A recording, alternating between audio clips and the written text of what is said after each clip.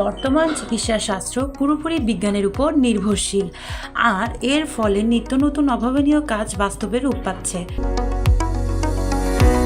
2016 সালে যুক্তরাষ্ট্রের টেক্সাসে এক অবিশ্বাস্য চিকিৎসা সাফল্যের সাক্ষী হয়েছিল গোটা বিশ্ব।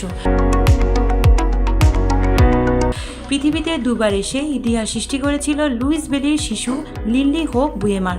লিনলির মা মার্গারেট হকিন্স বুয়েমার যখন 16 সপ্তাহের অন্তঃসত্ত্বা, তখন চিকিৎসকরা জানান অনাগত কন্যা একটি বিরল টিউমার স্যাক্রোকক্সিয়াল টেরাটোমা নিয়ে বেড়ে উঠছে।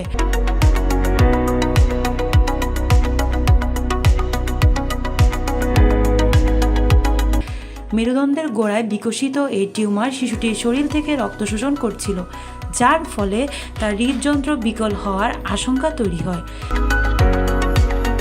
জটিল এই পরিস্থিতিতে টেক্সাস চিলড্রেন্স ফিটাল সেন্টারের বিশেষজ্ঞ চিকিৎসকরা ব্যতিক্রমী এক সিদ্ধান্ত নেন।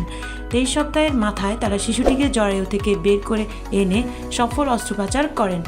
পরে তাকে পুনরায় মায়ের গর্ভে স্থাপন করা হয়।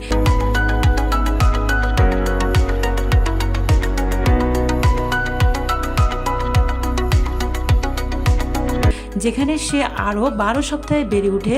অস্ত্রোপচারের সময় লিনলির ওজন ছিল মাত্র 1 পাউন্ড 3 আউন্স। শেষ পর্যন্ত নির্ধারিত সময় সিজারিয়ান অপারেশনের মাধ্যমে লিনলি পুনরায় পৃথিবীতে আসে। তখন তার ওজন ছিল 5 পাউন্ড 5 আউন্স। জন্মের মাত্র 8 দিন পর আরেকটি অস্ত্রোপচার করা হয়।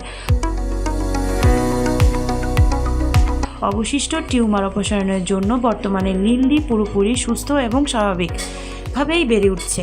চিকিৎসা বিজ্ঞানের এক বিস্ময়কর সাফল্যের প্রতীক হয়ে সে দেখিয়ে দিল আধুনিক চিকিৎসার মাধ্যমে কল্পনাকেও হার মানানো যায়।